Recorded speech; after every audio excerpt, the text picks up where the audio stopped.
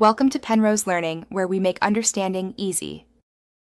In this video, I will show how to change the time on Nissan Versa 2014.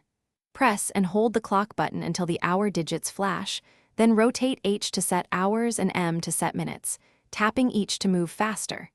If your model uses a touchscreen, open settings, select clock, then adjust hour and minute with the on-screen arrows.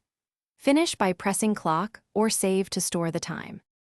Start by sitting comfortably in front of your Versa with the ignition in ACC or on. Find the clock button near the radio or open the clock settings on touchscreen models. Press and hold until the digits blink, then use H to advance hours and M to advance minutes. Tap repeatedly for single increments or hold for faster changes. Confirm by pressing clock again or choosing save on the display. If changes won't stick, first check the vehicle battery and radio fuse for power continuity. For touchscreen radios, a soft reset often clears glitches without affecting presets. If buttons are unresponsive, try cycling ignition to OFF and back to ACC, then repeat the procedure.